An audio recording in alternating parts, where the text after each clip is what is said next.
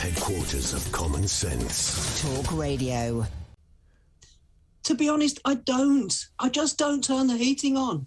I don't decide whether or not to do it. I just don't turn it on. And I don't turn the heating on because I do not want to get into debt.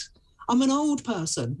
We didn't have credit cards. We didn't have central heating when I was growing up. So now I'm not going to get into debt for anybody. Now this was, I don't turn the heating on, full stop. Yeah, can I just say, I was out today, I'm going to give a shout out to Major Hallam, who was Director of Music for the Army, an amazing man. We're standing in the freeze watching him today. And the idea of you making a determination not to heat your house because it's too expensive. You know, I'm not a bleeding heart, but anybody listening and hearing and seeing you, as I hope they get the chance to do, it'll break their heart to think, what sort of society do we live in where you have to make that choice, right, Diane? And thank you very much. I actually, the day that the national insurance rises, which won't affect me because I'm an old person, the comment on the news, I listen to Radio 6 music, right, and the comment on, national insurance payments will go up, was followed immediately by profits for Shell rose for the first time ever 1 billion within 3 months. Okay. For me to put those two bits of news next to each other, right, terrible. I want to talk to you about that, Diane. I'm not sure if you heard my opening today. I loved it. Well, I'm glad you did. You know, I'm tired. It's interesting. You said you joined a group, and where you felt politically at home in that group was that it didn't matter what the political complexion of anybody in that group was. It was about decency. You know, there is, for too long, or has been, a tendency to talk down the British people or to ignore them or to talk at the British people. It's part of the reason that Brexit ensued, right? Let's park that for a second.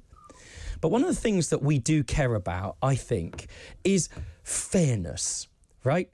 We're happy for people to make a profit. You go for your life. We understand, we're not stupid, that entrepreneurship is important. A limited amount of profit is also important because that pays for the tax for the things we need. But then there's something called greed, which, regardless of your political background, is insufferable. I want to know how it feels to you, Diane Skidmore, when you're making a decision whether to heat your house, when you hear on the radio that energy company made £1 billion in profit. What does that feel like? I was really, really cross about it, really cross. And therefore, I agree with what you say. Two things I would make a point of. Yeah. One, the word that you use, morals. We go by the law rather than by morals. Right. As long as it's legal, it's okay. It's totally immoral. We can't do this morally with a heart, but as long as it's legal, it carries on. And the other one, as you say, is I don't mind people making a lot of money, but putting it in their own pocket or a cupboard called an offshore bank, what are you doing that for? Some people haven't got water to drink. You know what? Some people haven't got clean water. Some people can't turn their heating on. Blah, blah. It's not only about me. It's about the rest of the world. We need the bigger picture. I understand the big picture, but, you know, the answer is we can't spin all of the world's plates at once. And, you know, one of the way that the global tax system works is that part of the nation state is that we set our tax rates, right? So I hear what you say about a bigger international situation. We could talk about that another time. But the reality is that the people we elect, that's a critical thing, this is the historical reason we have a parliament, ultimately, is to set tax and is to ensure that's why you have a mixed economy, that companies behave in a moral and decent way. If you don't have that, society breaks down very quickly. That is the lesson of other countries and of history. Now, there are you. Tell me, let me ask you, I don't know much about your life at all. Over the years, I presume you've had a job from time to time, probably more than time to time. I didn't work until I was 57. You sorry? I didn't work until I was 57. I've lived slightly outside of society. Have you been an artist? No, I just brought up children, but I home educated them. I looked after everybody else. That's a job. You've been a mum. Why is it that every time, well, I'm going to tell you, I sit in court and I have mums come in with their kids and I say, what do you do? And they always say this, Dad, I'm just the mum. Now, I'm not trying to sort of win fans, but let me tell you, I say to them, that's interesting. I looked after my godchildren for an hour and a half, and by the end, I was tearing my hair out. What do you mean, just a mum? That's a job, surely. Well, I home educated as well, so right. I was a mum and a teacher, and I looked after everybody else's children. So, okay, yeah. So you've done plenty. Don't tell me you're just anything. Yeah. You know, it's one of those things I want people to understand. There's £1 billion worth of profits. There's no point us just carping and bitching from the sidelines, right? A lot of activism, and this is a very big complaint about activism that I have, it needs to be prioritised, triaged, you might say. In other words, we need not only to be complaining about the dirtbags of this world, Peter Hepplethwaite and so on and so forth. We've got to have a policy in place that we want to persuade the rest of the citizens, our communities of every political background, represents decency and fairness, and bring them on board with it, right? So what is a solution to this problem? The fact that you're sitting there deciding whether or not to heat your house or not. So can I say the solution? You're saying historically that's why we have a government and we decide to pay taxes. Historically, rich people do all they can to avoid paying taxes. That's why Starbucks and Co. don't pay it. Let me just pause you for a second, don't get in trouble. Other companies are also accused of tax avoidance. But you may see me nodding, Diane. Do carry on. But therefore, we need a different system. And I actually, just before I came on, I wrote a note here, and I put, instead of calling it taxes, which people will avoid, let's call it gifting. If you've got a lot of money, how about gifting it to somebody who hasn't got clean water or who can't turn their heating on? Choose who you know. Yeah. Let's call it something different, and therefore the people who avoid paying taxes might stop avoiding it. Dan, can I ask you this question? It's not just about offshore taxes, which I have to say is a global and international problem, because the problem is that whilst I agree with you wholeheartedly, if we were to shut down Cayman and all the loopholes that allow big corporates to cloak themselves in climate change virtue and so on and so forth, if we close the loophole, some other country would take that money. So that needs to be the international communities working together. That's very important.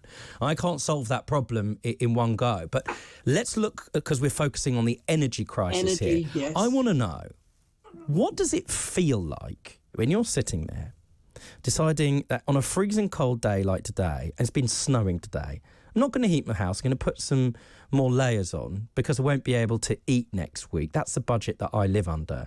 When you hear that the shareholders of that company are making billions and billions in dividends, I hear you about the policy. I need to understand, we need to hear what that feels like.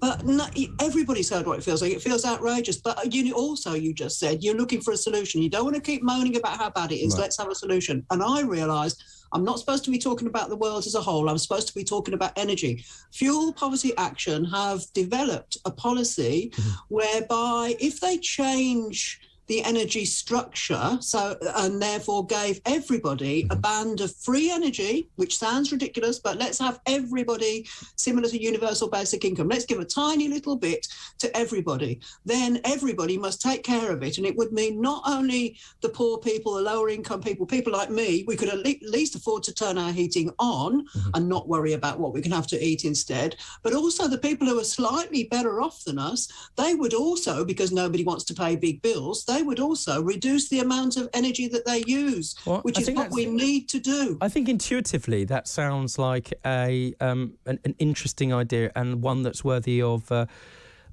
further analysis. It just seems to me that it is indefensible for these companies to make big profits in the way that they have in circumstances where it's going to drive up inflation and cause people like you and millions of others into further poverty.